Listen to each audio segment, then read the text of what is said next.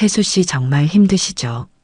김태수는 병원 복도에서 간병인 이미소의 말을 들으며 고개를 끄덕였습니다. 6개월 전 화재 사고로 전신 화상을 입은 아내 김영희가 대학병원 중환자실에서 의식불명 상태로 누워 있었습니다. 태수는 50세의 중견 건설회사 사장으로 겉으로는 모범적인 남편의 모습을 보여왔죠.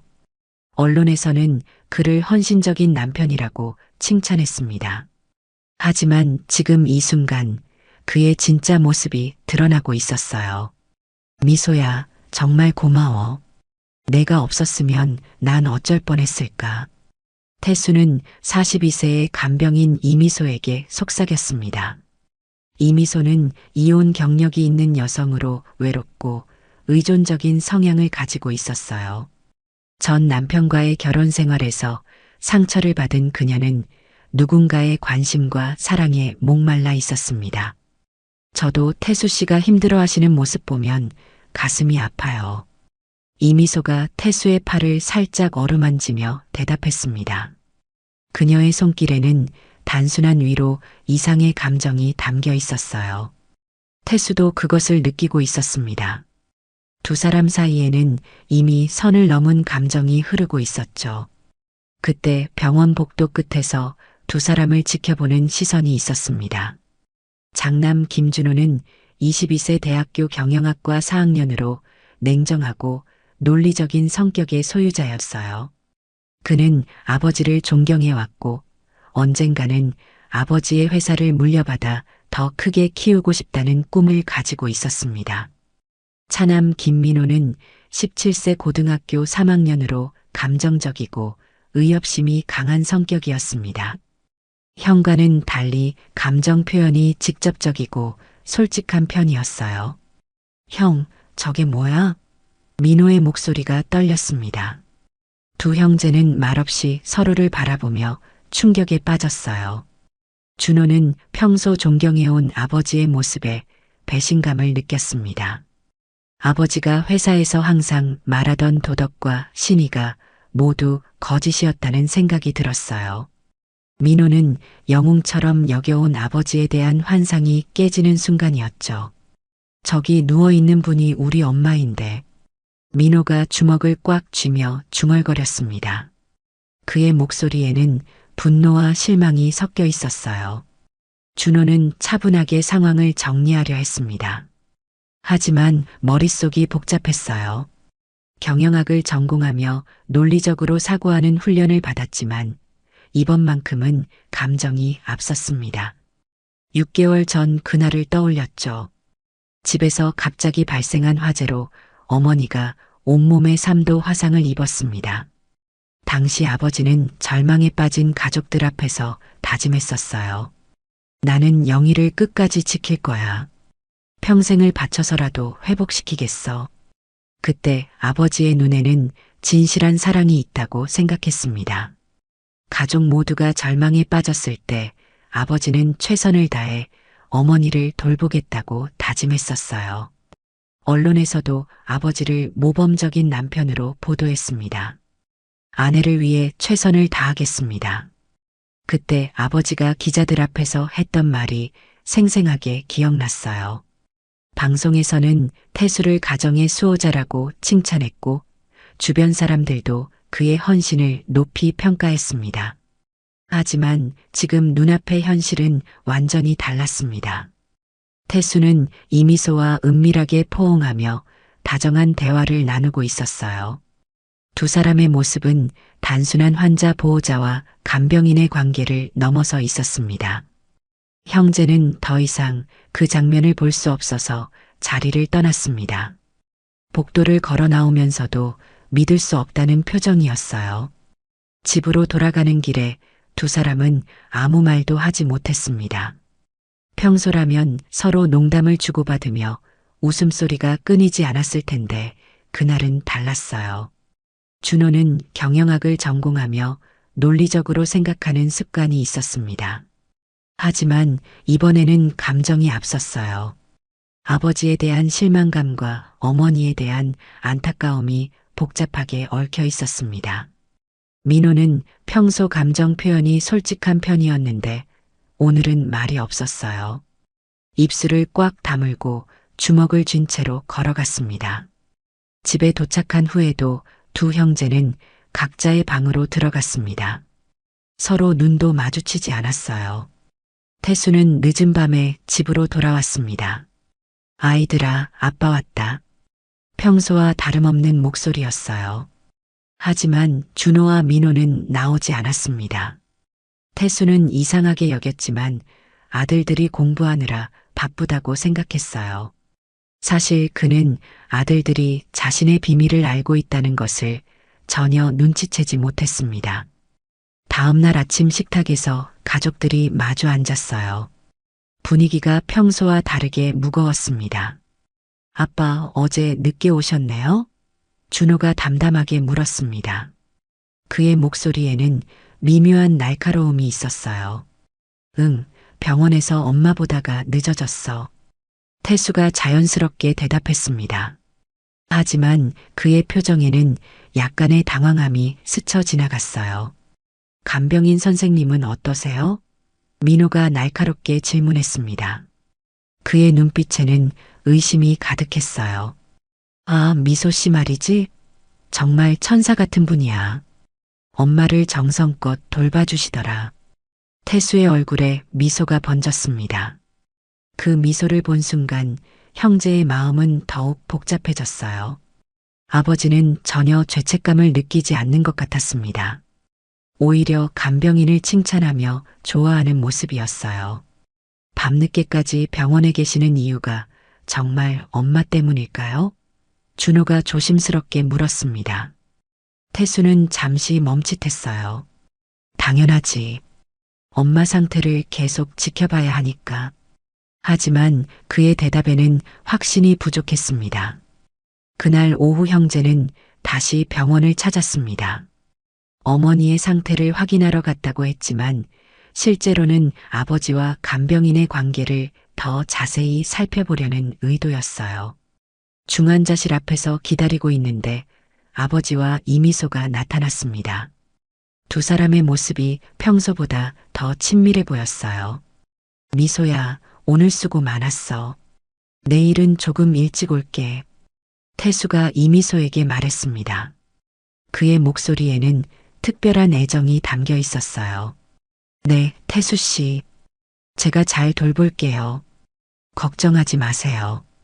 이미소가 다정하게 대답했습니다. 그녀가 태수를 부르는 호칭도 이상했어요. 일반적인 환자 보호자와 간병인 사이에서는 사용하지 않는 친밀한 호칭이었습니다. 두 사람은 서로를 바라보며 미소를 지었어요. 그 순간의 눈빛 교환은 단순한 업무적 관계를 훨씬 넘어서는 것이었습니다. 준호와 민호는 그 장면을 보며 확신했습니다. 이것은 단순한 환자 보호자와 간병인의 관계가 아니라는 것을요. 다음 날 형제는 학교 근처 카페에서 만났습니다. 평소 자주 가던 조용한 카페였지만 오늘만큼은 분위기가 무거웠어요. 준호야, 어떻게 생각해? 민호가 먼저 입을 열었습니다. 그의 목소리에는 혼란과 분노가 섞여 있었어요. 준호는 커피를 한 모금 마시고 나서 천천히 대답했습니다. 엄마가 쓰러진 지 겨우 6개월이야. 그런데 저런 일이 일어나다니. 준호의 목소리에는 깊은 실망감이 묻어났어요. 그는 항상 아버지를 롤모델로 생각해왔는데 그 믿음이 산산조각 나고 있었습니다. 민호는 주먹을 쥐며 분노를 표출했습니다. 우리가 매일 병원에서 울고 있는데 아빠는 뭘 하고 있는 거야? 정말 이해할 수 없어. 그의 눈에는 눈물이 맺혀 있었어요. 아버지에 대한 존경심이 배신감으로 바뀌는 순간이었습니다. 두 형제의 마음속에는 배신감과 분노가 가득했어요. 그때 카페 문이 열리며 한 중년 남성이 들어왔습니다. 박철민 전무였어요. 태수의 절친이자 회사의 전무로 55세의 양심적이고 의리 있는 성격의 소유자였습니다. 그는 태수와 20년 넘게 함께 일하며 형제 같은 사이로 지내왔어요. 준호야, 민호야. 여기서 뭐해? 철민이 형제를 보고 반가워했습니다. 하지만 곧 그들의 표정이 어둡다는 것을 눈치챘어요. 삼촌, 안녕하세요. 준호가 일어나 정중하게 인사했습니다. 하지만 그의 목소리에는 평소의 밝음이 없었어요. 철민은 형제의 표정이 심상치 않다는 것을 감지했습니다. 얘들아, 무슨 일 있어? 왜 이렇게 우울해 보여? 철민이 걱정스러운 표정으로 물었습니다. 그는 오랫동안 이 가족을 지켜봐왔기 때문에 뭔가 문제가 있다는 것을 직감적으로 알 수 있었어요. 준호와 민호는 서로 눈빛을 주고받았습니다. 말해야 할지 고민했어요. 이런 민감한 문제를 어른에게 털어놓는 것이 옳은지 확신이 서지 않았습니다. 삼촌, 아버지 요즘 어떠세요? 준호가 조심스럽게 물었습니다. 직접적으로 말하기보다는 우회적으로 접근해 보기로 한 것이죠. 철민의 얼굴이 순간 어두워졌습니다. 그도 최근 태수의 이상한 행동을 눈치채고 있었던 것입니다. 사실 나도 너희 아버지가 요즘 좀 이상하다고 생각했어. 회사에서 간병인 이야기만 하거든. 미소 씨가 천사 같다고 매일 말하고 다녀. 철민의 말에 형제는 더욱 확신하게 되었어요. 아버지의 행동이 단순하지 않다는 것을요. 그뿐만 아니야. 어제는 회사 돈으로 뭔가를 샀더라고. 영수증을 봤는데 명품 가방이었어. 철민이 조심스럽게 털어놓았습니다. 그는 친구로서 태수를 걱정하고 있었지만 동시에 회사 전무로서 공금 유용에 대한 우려도 있었어요.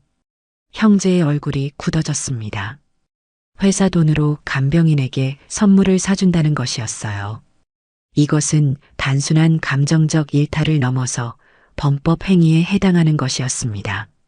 삼촌, 정말이요? 민호가 믿기지 않는다는 표정으로 물었습니다. 아직도 현실을 받아들이기 힘들었어요. 철민은 무겁게 고개를 끄덕였습니다. 나도 너희 아버지한테 조심하라고 말했지만 듣지 않더라. 오히려 화를 내면서 자기 일에 신경 쓰라고 하던데.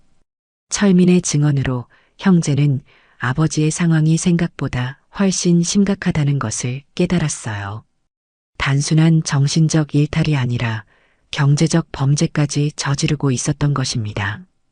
그것도 모자라서 가장 가까운 친구의 충고조차 무시하고 있었어요.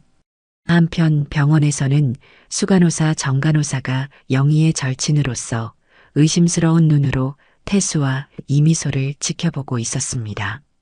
정간호사는 40세의 정의감이 강한 성격이었어요. 20년 넘게 영희와 친구로 지내온 사이로 영희의 성격과 가족 상황을 누구보다 잘 알고 있었습니다. 영희 씨 남편이 요즘 좀 이상해. 정간호사가 동료 간호사에게 말했습니다. 간병인하고 너무 가까워 보이지 않아? 그녀는 수년간 병원에서 일하며 다양한 환자 가족들을 봐왔지만 태수와 이미소의 관계는 명백히 선을 넘고 있다고 생각했어요. 동료 간호사도 고개를 끄덕였습니다. 저도 그렇게 생각했어요. 환자 보호자와 간병인이 저렇게 친밀할 이유가 없는데 어제는 병실 안에서 손을 잡고 있는 것도 봤어요. 다른 직원들의 증언까지 나오면서 상황은 더욱 명확해졌습니다. 정간호사는 영희를 위해 뭔가 해야겠다고 생각했어요. 오랜 친구가 이런 상황에 처해 있는데 가만히 있을 수는 없었습니다. 그날 오후 준호가 병원을 찾았을 때 정간호사가 다가왔습니다. 준호야, 잠깐 이야기 좀 할까? 정간호사가 조심스럽게 말을 꺼냈어요. 그녀의 표정이 심각해서 준호는 뭔가 중요한 이야기가 있을 것이라고 직감했습니다. 이모, 무슨 일이세요?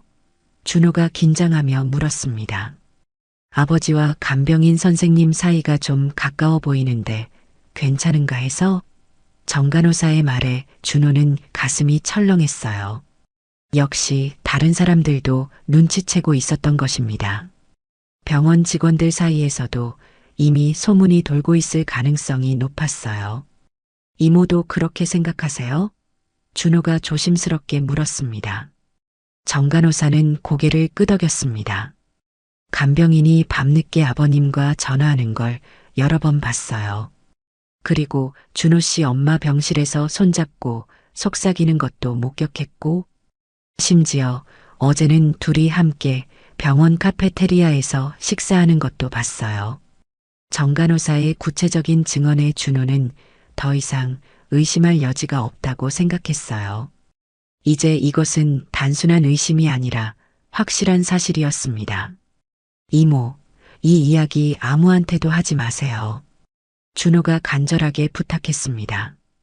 가족의 명예를 위해서라도 이 일이 덮어지면 안 되었어요. 정 간호사는 이해한다는 표정으로 고개를 끄덕였습니다. 하지만 그녀의 눈에는 영희에 대한 깊은 안타까움이 담겨 있었어요. 그날 저녁집에서 형제는 다시 만났습니다. 각자 수집한 정보를 공유하기 위해서였어요.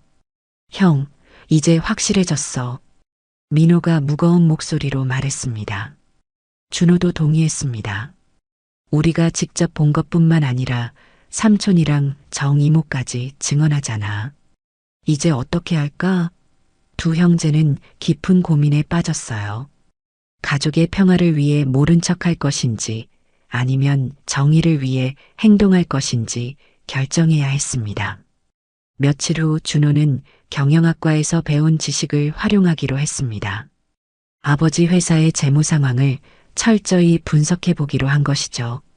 그는 학교에서 배운 회계학과 재무관리 지식을 총동원했어요. 민호야, 여기 봐. 준호가 노트북 화면을 가리키며 동생을 불렀습니다. 아버지 회사 장부에 이상한 부분이 여러 군데 있어. 지출 내역을 보니 간병인 월급이 회사에서 나가고 있더라고. 준호의 분석에 민호는 경악했습니다. 그게 무슨 뜻이야? 민호가 다급하게 물었어요. 보통은 개인이 지불해야 하는 간병비를 회사 돈으로 처리하고 있다는 뜻이야. 이건 명백한 공금 유용이야. 그뿐만 아니라 여기 봐. 백화점에서 구입한 명품 가방, 고급 레스토랑 식사비, 심지어 호텔비까지 있어. 준호가 차근차근 설명했습니다. 그의 목소리에는 분노와 실망이 섞여 있었어요. 민호는 분노가 치밀어 올랐습니다. 정말 너무해. 엄마는 저렇게 누워 있는데 다른 여자한테 온갖 선물을 사준다고? 민호는 감정적으로 접근하기로 했습니다. 간병인 이미소의 과거를 파헤치기 시작한 것이죠. 인터넷 검색과 지인들을 통해 정보를 수집했어요. 그는 평소 SNS를 자주 사용해서 정보 수집에 능했습니다. 형, 큰일 났어. 민호가 흥분하며 준호를 불렀습니다. 간병인 과거를 알아봤는데 전 남편과 이혼한 이유가 불륜이었어. 그것도 환자 보호자와 바람을 피웠다고 하더라고. 준호는 민호의 말에 충격을 받았어요. 이것은 단순한 우연이 아니라 계획적인 행동 패턴이라는 뜻이었습니다. 너 이걸 어떻게 알아냈어? 준호가 물었습니다. 간병인 협회에서 일하는 이모 지인이 알려줬어. 이 여자 소문이 정말 안 좋다고 하더라고. 환자 가족들과 선을 넘는 일이 한두 번이 아니래. 심지어 다른 병원에서도 문제를 일으켜서 그만둔 적이 있대. 민호의 설명에 준호는 더욱 확신하게 되었습니다. 이미소는 이런 일에 경험이 많은 전문가 같은 여자였어요. 그날 오후 박철민 전무가 심각한 표정으로 태수를 찾아왔습니다. 회사 사무실에서 둘만의 대화가 시작되었어요. 태수야, 우리 한번 진지하게 이야기해보자. 철민이 진중한 표정으로 말했습니다. 그의 목소리에는 오랜 친구로서의 걱정이 담겨 있었어요. 뭔 이야기? 태수가 대수롭지 않게 반응했습니다. 하지만 그의 표정에는 약간의 경계심이 드러났어요. 너 요즘 그 간병인하고 너무 가까워지는 거 아니야? 주변에서 다들 이상하게 보고 있어. 회사 직원들도 수군거리고 있고 철민이 직설적으로 말했습니다. 태수의 표정이 순간 굳어졌어요. 철민아, 내가 뭘 안다고 그런 소리를 해? 미소는 정말 좋은 사람이야.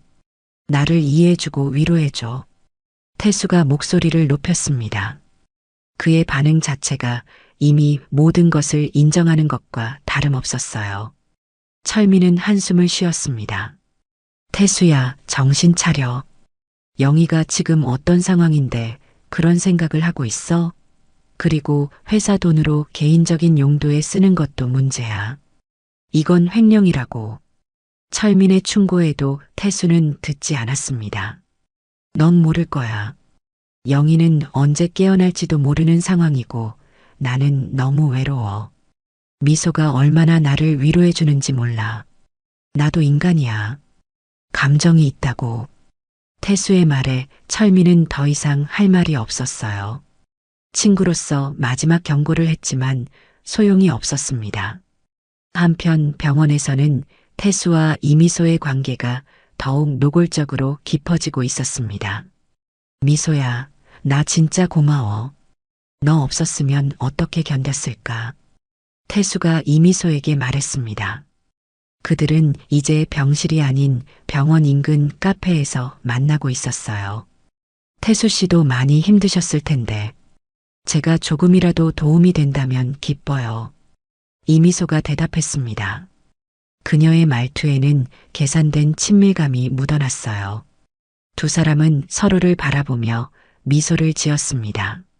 주변 사람들이 봐도 연인 사이로 보일 정도였어요. 그때 태수가 충격적인 말을 꺼냈습니다. 미소야, 나 정말 진지한 이야기를 하고 싶어. 태수의 목소리가 떨렸어요.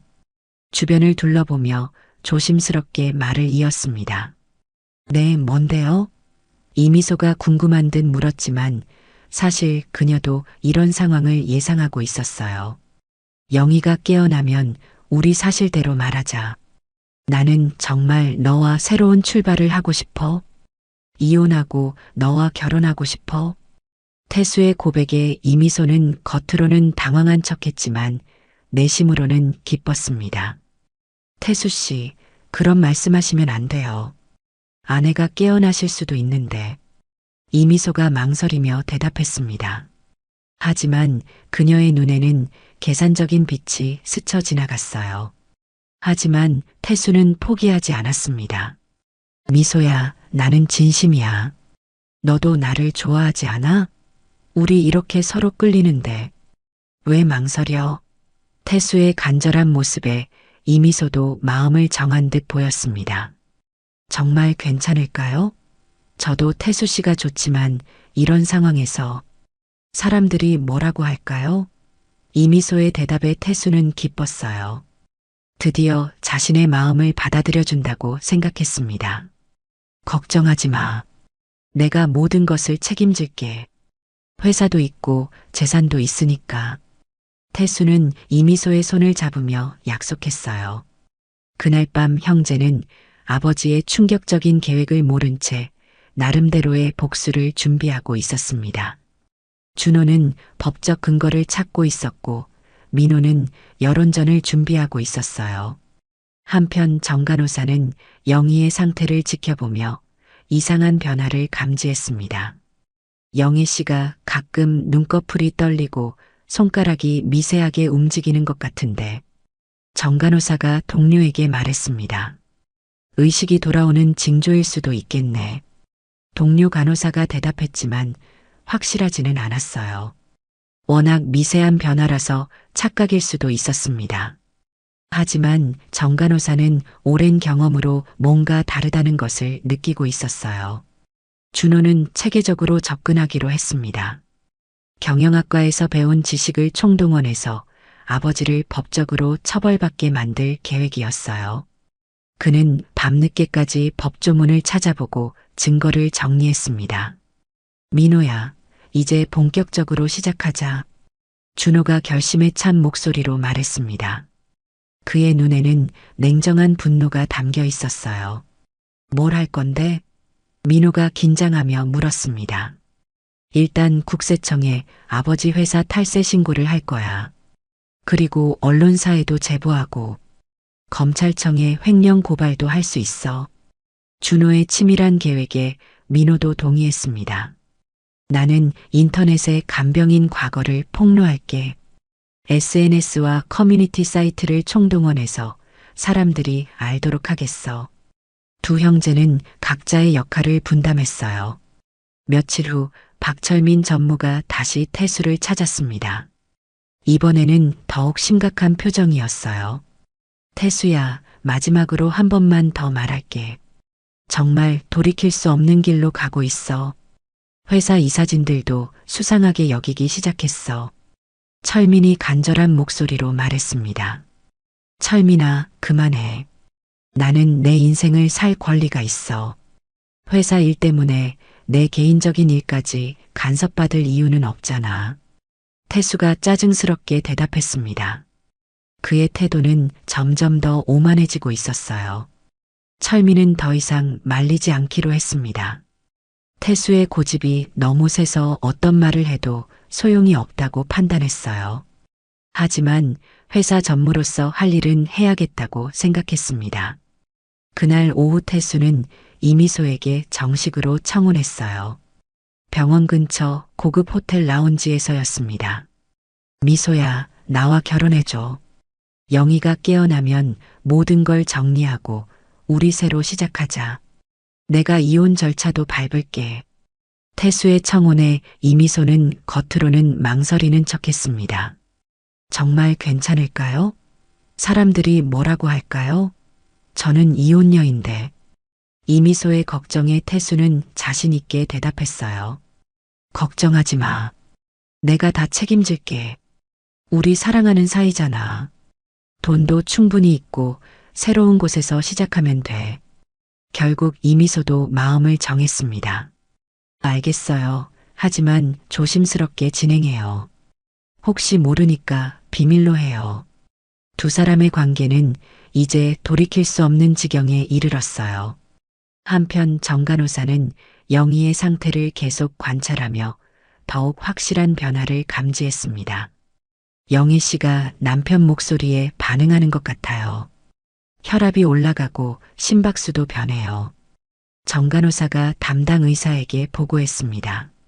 하지만 의사는 아직 확실하지 않다며 더 지켜보자고 했어요.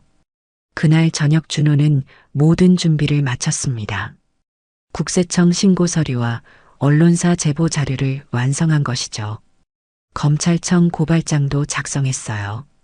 민호도 인터넷에 올릴 글과 사진 자료를 완성했습니다. 형, 정말 이렇게 해도 괜찮을까? 마지막까지 망설이는 민호였습니다. 준호는 단호하게 대답했어요. 우리가 하지 않으면 아버지는 계속 그럴 거야. 엄마를 위해서라도 해야 해.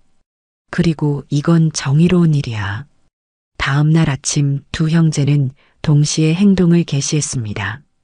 준호는 국세청 홈페이지에 접속해서 신고를 했어요. 동시에 여러 언론사에 제보 이메일을 보냈습니다. 효자 사업가의 가면을 벗겨보세요. 식물인간 아내를 둔 남편의 충격적인 실체를 공개합니다. 준호의 제보 제목이었어요. 그는 구체적인 증거와 함께 상세한 내용을 첨부했습니다. 민호는 인터넷 커뮤니티와 SNS에 글을 올렸습니다. 우리 엄마 병실에서 바람피는 간병인의 정체. 여러분이 알아야 할 충격적인 사실들을 공개합니다. 민호의 글 제목이었어요. 그는 이미소의 과거 사진과 증언들을 함께 올렸습니다. 두 형제의 복수가 본격적으로 시작된 것입니다. 몇 시간 후부터 태수의 휴대폰에 전화가 쏟아지기 시작했어요. 여보세요, 국세청입니다. 세무조사 관련해서 연락드렸습니다. 태수는 당황했습니다. 무슨 세무조사요? 저희 회사에 문제 없는데요? 하지만 국세청 직원의 대답은 냉정했어요. 신고가 들어와서 조사해야 합니다. 내일 오전에 관련 서류를 지참하고 나오시기 바랍니다. 태수는 머리가 하얘졌어요. 동시에 언론사에서도 연락이 왔습니다. 안녕하세요. 조선일보 기자입니다. 제보받은 내용 관련해서 취재하고 싶은데 시간 되시나요? 태수는 무슨 제보인지 물어봤지만 기자는 자세한 내용은 만나서 얘기하자고 했어요. 한편 이미소도 인터넷에서 자신에 대한 글이 올라온 것을 발견했습니다. 태수 씨, 큰일 났어요. 이미소가 울먹이며 태수에게 전화했어요. 무슨 일이야? 태수가 다급하게 물었습니다. 인터넷에 제 과거 이야기가 다 올라왔어요. 사람들이 댓글로 욕하고 있어요. 병원에서도 다른 간병인들이 수군거리고 있고요. 이미소의 말에 태수도 충격을 받았어요. 누군가 의도적으로 자신들을 공격하고 있다는 것을 직감했습니다. 다음 날부터 태수의 인생은 완전히 바뀌었습니다. 아침 일찍 국세청에 출석해야 했고 오후에는 언론사 기자들이 회사 앞에 몰려들었어요. 김태수 사장님, 식물인간 부인을 두고 간병인과 불륜관계라는 게 사실인가요? 기자가 마이크를 들이댔습니다. 아니에요. 그건 사실이 아닙니다. 악의적인 루머입니다. 태수가 당황하며 부인했어요. 하지만 기자들은 계속 질문을 퍼부었습니다. 회사 돈으로 간병인에게 명품을 사준 것도 사실 아닌가요? 호텔비와 고급 레스토랑 비용도 회사 경비로 처리했다는데요.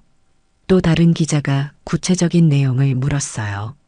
태수는 대답할 수 없었습니다. 모든 것이 사실이었기 때문이죠. 그날 저녁 뉴스에 태수의 이야기가 톱뉴스로 나왔어요. 화재로 의식불명 상태인 부인을 둔 건설회사 사장이 간병인과 부적절한 관계를 맺고 있다는 의혹이 제기됐습니다. 회사 자금을 개인적으로 유용했다는 의혹도 함께 불거지고 있습니다. 앵커의 멘트와 함께 태수의 얼굴이 모자이크 처리되어 화면에 나왔어요. 집에서 뉴스를 본 준호와 민호는 복잡한 기분이었습니다. 복수는 성공했지만 마음이 전혀 편하지 않았어요. 아버지가 이렇게까지 처참하게 무너질 줄은 예상하지 못했습니다. 한편 이미소는 하루 종일 전화를 받지 않고 숨어 있었습니다. 인터넷에 올라온 글 때문에 심리적 충격을 받은 것이죠. 병원에서도 다른 직원들의 시선이 차가워졌어요. 태수 씨, 저 정말 못 견디겠어요. 이미소가 마침내 태수에게 전화했습니다. 사람들이 저를 손가락질하고 있어요. 병원에서도 다른 간병인들이 수군거리고 어떤 사람은 저한테 직접 욕도 했어요. 이미소의 목소리는 울음으로 가득했습니다. 태수는 이미소를 위로하려 했지만 자신도 상황이 절망적이었어요. 미소야, 조금만 참아. 이 일이 지나가면 우리 조용한 곳으로 가자. 다른 지역으로 이사해서 새로 시작하면 돼. 태수의 위로에도 이미소는 마음을 정할 수 없었습니다. 며칠 후 회사의 세무조사가 본격적으로 실시되었어요. 조사관들이 장부를 샅샅이 뒤지면서 여러 문제점을 발견했습니다. 김 사장님, 이 지출 내역들이 모두 개인적인 용도로 사용된 것 같은데요. 간병인 급여, 선물비, 식사비, 심지어 여행 경비까지. 조사관이 서류를 들고 물었어요. 태수는 변명할 수 없었습니다. 회사 돈으로 간병인 월급을 지급하고 각종 선물과 데이트 비용을 처리한 것이 모두 드러났죠. 이건 명백한 횡령입니다. 고발 조치하겠습니다. 조사관의 차가운 선언에 태수는 절망했어요. 동시에 언론의 집중 포화도 계속되었습니다. 건설업계 관계자는 김 사장이 평소에도 회사 돈을 사적으로 사용하는 일이 많았다고 증언했습니다. 또한 간병인과의 관계도 공공연한 비밀이었다고 말했습니다. 기사가 계속 나오면서 태수의 평판은 완전히 바닥으로 떨어졌어요. 박철민 전무는 안타까운 마음으로 태수를 찾았습니다. 태수야, 내가 그렇게 말렸잖아. 이제 어쩌려고? 회사 이사진들이 사장 해임을 요구하고 있어. 철민이 한숨을 쉬며 말했어요. 철민아, 나 정말 어떻게 해야 할까? 태수가 처음으로 후회하는 모습을 보였습니다. 하지만 이미 늦었어요. 회사 직원들은 태수를 보는 시선이 차가워졌고 거래처에서도 계약을 해지하기 시작했습니다. 며칠 후 이미소가 태수에게 마지막 통화를 했어요. 태수 씨, 저 정말 죄송해요. 더 이상 견딜 수가 없어요. 이미소의 목소리는 결연했습니다. 미소야, 그러지 마. 우리 함께 이겨내자. 조금만 참으면 돼. 태수가 간절하게 말했지만 이미소의 마음은 이미 떠난 후였어요. 저 고향으로 내려가요. 다시는 연락하지 마세요. 태수 씨도 가족들과 화해하세요. 이미소가 마지막 말을 남기고 전화를 끊었습니다. 태수는 완전히 혼자가 되었어요. 회사는 세무조사와 횡령 혐의로 문을 닫게 되었고 집도 경매로 넘어갔습니다. 평생 쌓아온 모든 것이 하루아침에 무너진 것이죠. 은행 계좌는 동결되었고 신용등급도 최하위로 떨어졌어요. 한 달 후 태수는 쪽방촌의 작은 고시원에서 혼자 살게 되었습니다. 6평 남짓한 방에서 라면으로 끼니를 때우는 신세가 되었어요. 내가 정말 뭘 한 거야? 태수는 소주잔을 기울이며 중얼거렸습니다. 거울에 비친 자신의 모습이 초라하기 그지없었어요. 그때 문 밖에서 조심스러운 노크 소리가 들렸습니다. 아버지, 준호의 목소리였어요. 태수는 깜짝 놀라며 문을 열었습니다. 준호야, 내가 왜 여기에?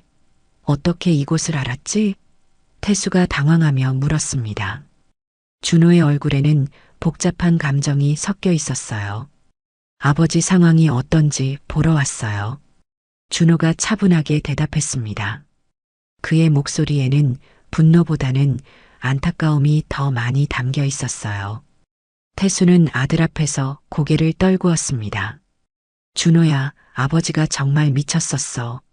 모든 게 내 잘못이야. 너희들한테 이런 아버지가 되어서 정말 미안해. 태수의 참회에 준호도 마음이 아팠습니다.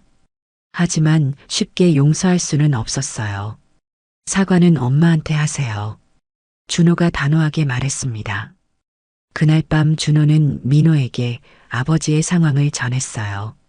형, 아버지 정말 많이 초라해졌더라.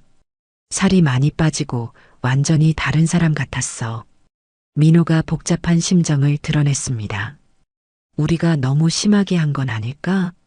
준호도 같은 생각이었어요. 복수는 성공했지만 마음이 편하지 않았습니다. 가족이라는 이유로 이렇게까지 해야 했나 하는 후회가 밀려왔어요. 며칠 후 태수는 용기를 내어 병원을 찾았습니다. 지금까지 너무 부끄러워서 영희를 제대로 볼 수 없었어요. 하지만 이제는 진심으로 사과하고 싶었습니다. 여보, 내가 왔어. 태수가 영희의 침대 옆에 앉으며 조심스럽게 말했어요. 영희는 여전히 의식불명 상태로 누워 있었습니다. 하지만 예전보다 혈색이 좀 더 좋아 보였어요. 나는 정말 나쁜 남편이었어. 너를 배신하고 다른 여자와. 태수의 목소리가 떨렸습니다. 눈물이 주르륵 흘러내렸어요. 여보, 내가 미쳤었어. 정말 미안해. 너만큼 소중한 사람이 없는데 왜 그랬을까? 태수가 영희의 손을 잡고 울었습니다. 그때까지 흘리지 못했던 눈물이 쏟아졌어요. 나는 모든 걸 잃었어. 회사도, 집도, 친구들도. 하지만 그게 당연한 벌이야. 너를 배신한 대가니까. 태수가 자책하며 말했습니다. 한편 정 간호사는 영희의 상태 변화를 계속 지켜보고 있었어요. 분명히 뭔가 다른 것이 있었습니다. 영희 씨가 남편 목소리에 확실히 반응하는 것 같은데 정 간호사가 동료에게 말했어요. 혈압도 약간 오르고 심박수도 변화가 있어. 뇌파도 예전과 다르고 동료 간호사도 관심을 보였습니다. 의식이 돌아오는 걸까요? 하지만 확실하지는 않았어요. 그날 오후 준호와 민호도 병원을 찾았습니다. 아버지가 영희 옆에서 계속 사과하는 모습을 보았어요. 처음 보는 아버지의 모습이었습니다. 엄마, 우리 왔어요. 민호가 영희에게 말했습니다. 아버지와 마주친 준호는 어색했어요. 아버지. 준호가 간단히 인사했습니다. 준호야, 민호야. 아버지가 너희한테도 미안해. 이런 아버지 때문에 고생이 많았지. 태수가 고개를 숙였어요. 형제도 마음이 복잡했습니다. 분노했던 마음이 조금씩 누그러지고 있었어요.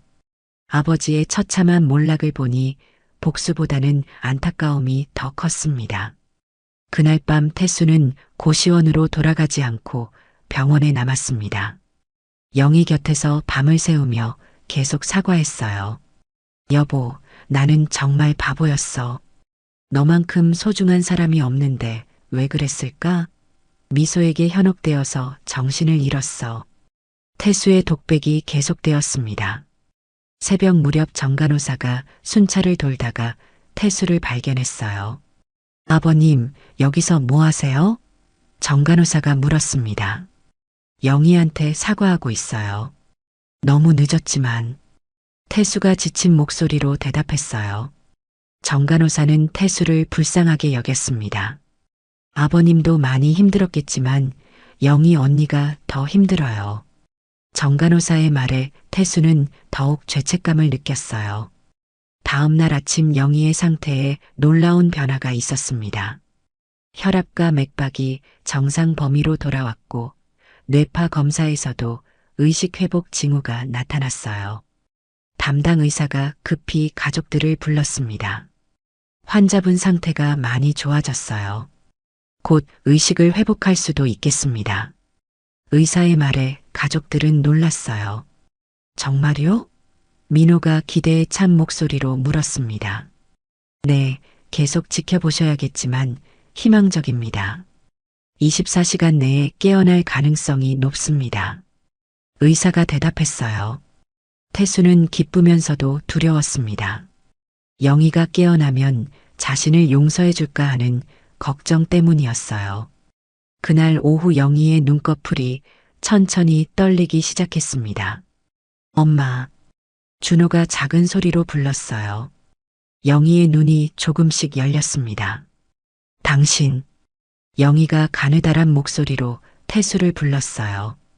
여보, 깨어났구나. 태수가 울먹이며 대답했습니다. 영희는 태수를 바라보며 말했어요. 당신 정말 바보예요. 그 한마디에 병실의 모든 사람들이 충격에 빠졌습니다. 영희의 말에 모든 사람들이 얼어붙었습니다.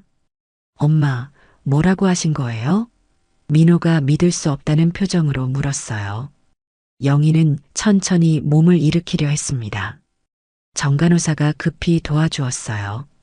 언니, 무리하시면 안 돼요. 정간호사가 걱정스럽게 말했습니다. 영희는 가족들을 차례로 바라보았어요. 한 달 전부터 깨어 있었어요. 영희의 고백에 모든 사람들이 경악했습니다. 엄마, 그게 무슨 말씀이세요? 준호가 떨리는 목소리로 물었어요. 당신이 그 여자와 하는 짓도 다 봤고 애들이 복수하는 것도 다 알고 있었어요. 영희의 말에 태수는 무릎이 꺾이며 주저앉았습니다. 여보, 그럼 왜 그동안 아무 말도 하지 않았어? 태수가 울먹이며 물었어요. 영희는 눈물을 흘리며 대답했습니다. 처음엔 정말 배신감에 죽고 싶었어요. 당신을 믿고 살아왔는데 그런 일이 일어나다니. 영희의 목소리에는 깊은 상처가 묻어났어요. 하지만 우리 아이들이 엄마를 위해 그렇게 아파하는 걸 보니 더 이상 가만히 있을 수가 없었어요. 영희가 준호와 민호를 바라보며 말했습니다. 엄마. 민호가 영희의 손을 잡고 울었어요. 우리 정말 죽을 것 같았어요. 엄마 없이는 안 될 것 같았어요. 민호의 눈물에 영희도 마음이 아팠습니다. 우리 아들들, 엄마 때문에 고생 많았지. 영희가 두 아들을 끌어안았어요. 준호도 참았던 눈물을 흘렸습니다. 엄마, 저희도 너무 멀리 간 것 같아요. 복수가 아니라 가족을 지키는 방법을 찾았어야 했는데. 준호의 후회에 영희는 고개를 저었어요. 아니야, 너희들이 엄마를 지켜준 거야. 고마워. 영희의 말에 형제는 더욱 울었습니다. 태수는 무릎을 꿇고 영희 앞에 엎드렸어요. 여보, 나 때문에 애들까지 원망과 복수에 빠지게 했어. 정말 죄송해. 태수의 진심 어린 사과에 영희는 복잡한 마음이었습니다. 당신도 많이 벌받았죠.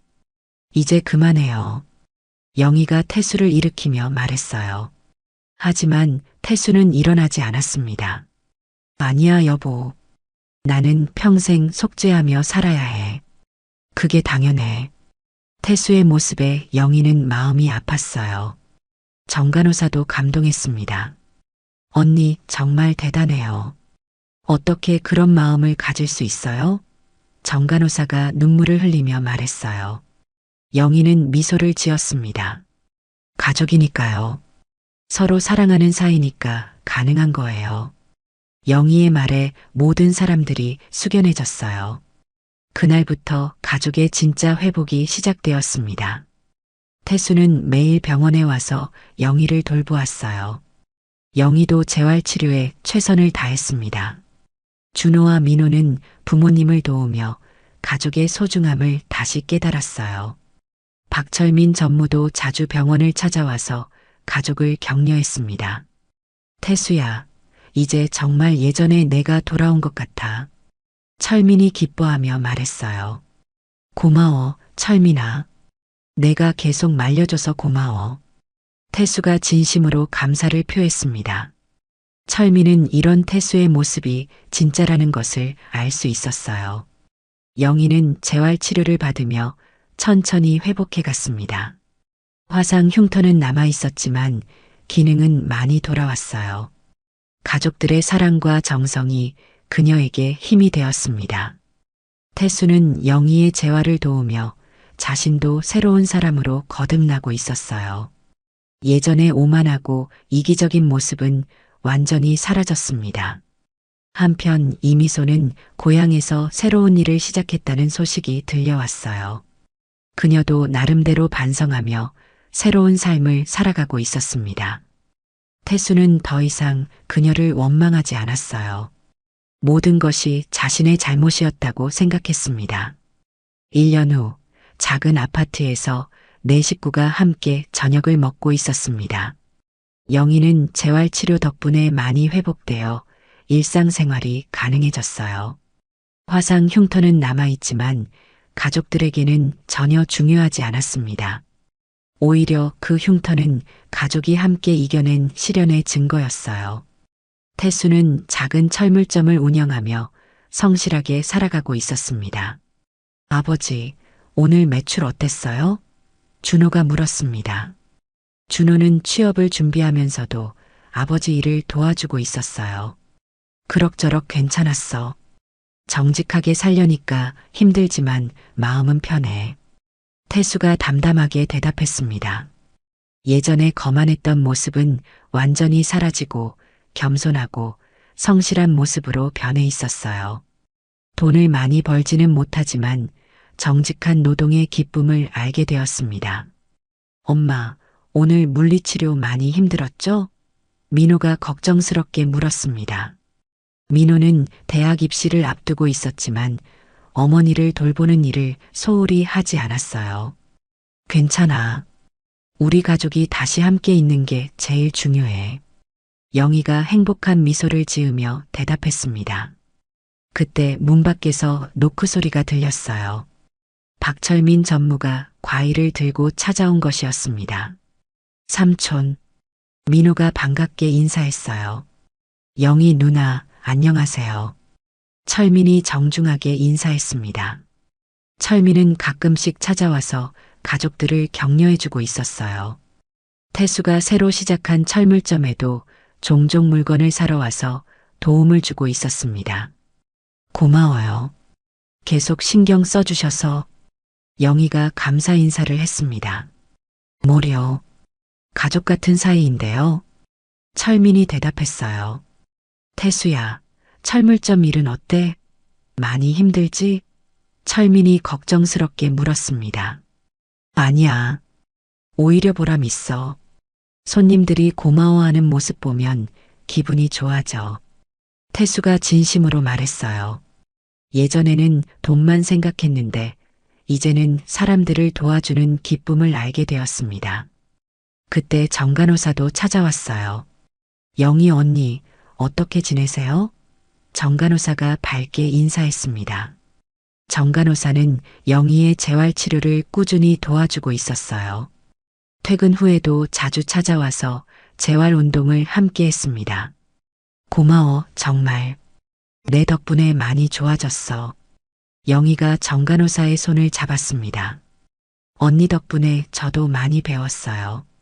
용서가 얼마나 큰 힘인지 알게 됐어요. 정간호사의 말에 모든 사람들이 고개를 끄덕였어요. 저녁 식사가 끝난 후 가족들은 거실에 모여 앉았습니다. 태수가 조심스럽게 영희의 손을 잡았어요. 여보, 평생 속죄하며 살게요. 태수의 말에 영희는 고개를 저었습니다. 이제 그런 말 하지 마세요. 우리 다시 시작하는 거예요. 영희의 말에 태수는 눈물을 흘렸어요. 고마워요, 여보. 정말 고마워요. 준호가 부모님을 바라보며 말했습니다. 저희도 앞으로 더 열심히 살게요. 가족이 제일 소중하다는 걸 깨달았어요. 준호의 다짐에 민호도 동참했습니다. 저도요. 앞으로는 가족을 더 사랑하고 아껴야겠어요. 영희는 두 아들을 바라보며 뿌듯해했어요. 우리 아들들이 이렇게 훌륭하게 자라줘서 정말 자랑스러워. 박철민 전무가 감동하며 말했습니다. 정말 보기 좋아요. 이런 가족이 진짜 가족이죠. 정간호사도 동의했어요. 어려움을 함께 이겨낸 가족이 가장 아름다운 것 같아요. 그날 밤 가족들은 오랜만에 함께 사진을 찍었습니다. 작은 거실에서 찍은 사진이었지만 모든 사람들의 얼굴에는 진정한 행복이 묻어났어요. 태수는 영희를 부축하고 준호와 민호는 양쪽에서 부모님을 감쌌습니다. 박철민과 정간호사도 함께 사진에 들어갔어요. 마치 진짜 가족처럼 말이죠. 카메라가 천천히 물러나며 작지만 따뜻한 가족의 모습이 보였습니다. 진정한 사랑이 복수보다 강하다는 것을 보여주는 장면이었어요. 어떤 시련도 가족의 사랑으로 극복할 수 있다는 희망적인 메시지가 전해졌습니다. 태수는 이제 다시는 같은 실수를 하지 않겠다고 다짐했어요. 영희의 용서가 그에게는 새로운 삶의 기회였습니다. 준호와 민호도 복수보다는 사랑이 더 큰 힘이라는 것을 깨달았어요. 정간호사와 박철민 같은 진정한 친구들이 있다는 것도 큰 힘이 되었습니다. 그들은 이제 진정한 가족이 무엇인지 알게 되었어요. 서로를 이해하고 용서하며 함께 성장해가는 것, 그것이 바로 가족의 참 의미였습니다. 오늘 이야기가 좋으셨다면 구독과 댓글, 알람 설정 잊지 마시고 소중한 댓글 하나가 정말 큰 힘이 됩니다. 시청해 주셔서 진심으로 감사드립니다.